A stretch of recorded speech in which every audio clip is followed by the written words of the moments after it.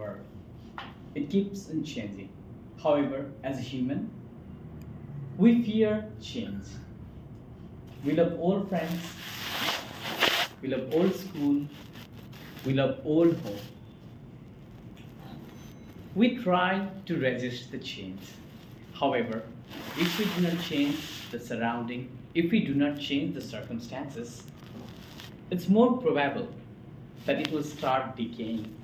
The once you are stagnant, the human life will start degrading.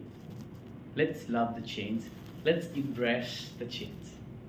Change will help you not just strengthen physically, but also emotionally as well. I am going to share about the changes that I tried in my professional life. However, change is mandatory in your personal life as well. The basics of change is, first of all, you have to go through the details. You have to understand the things that's happening around to find what you need to change. The second thing is you have to prepare a plan for the change. Once you observe things which are good, which are not good, you can improve them to the better and the best. You can make the plan for the change.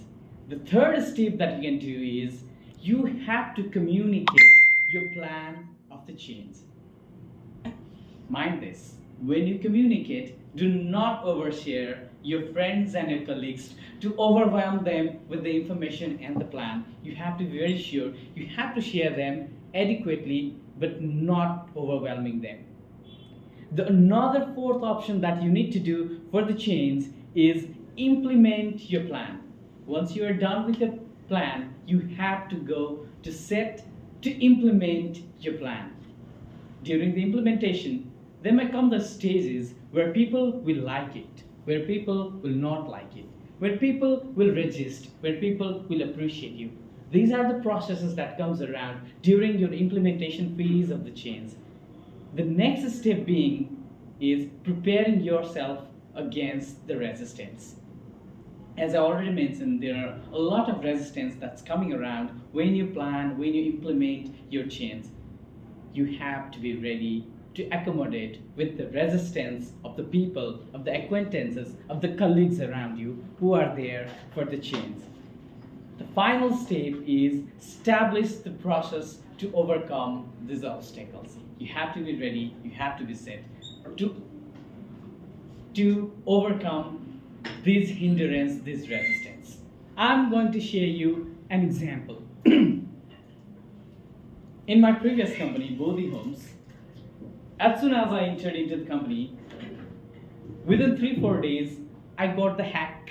Like, how can I improve in the company? It's 104 houses company, and the company was investing in the property without proper planning. They were in a plan to build almost every houses at a single time. Having an experience in the previous company, on the third day, I realized the project needs to be sized down, and I decided the number 40, only 40 houses needs to be constructed and it needs to be executed. I researched and I communicated the very thing with my board of directors. They were more than happy, and then they realized this is the time that we need to change. We need to size down the project considering the economic turmoil that's happening in the country. My board was really happy with that. But the buyers, they were not happy with the new change because their homes were not included within the 40 houses. There were 5 buyers whose house were away from those 40 units.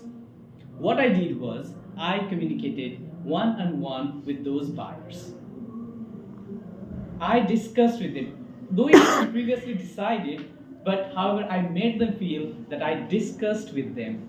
It gave them a sense of ownership that they do have a stake in the decision-making process. They were more than happy that they actually will be getting the houses among the 40 top 40 houses. Now they were convinced. The project wasn't very big confusion. Now at least the 40 peoples or the 40 buyers, they will be getting their own home. It was in the process that I communicated with them. Anytime if you feel obstacle during implementing your planning or your change, you have to communicate with one on one and it will give them a sense of ownership. Similarly, you have to be communicating more and more with your subordinates and with your colleagues so that they will feel accommodated, so that they will feel a sense of ownership among themselves for every kind of changes that's around and that's any one person is implementing. Change is that one constant that keeps the momentum, that keeps an organization, that moves an organization forward. Let's embrace the change. Let's not fear any kind of change. Be it your personal life, be it your professional life. Let's plan. The more you plan, the more you'll be happy with the change. That's my time. Thank you.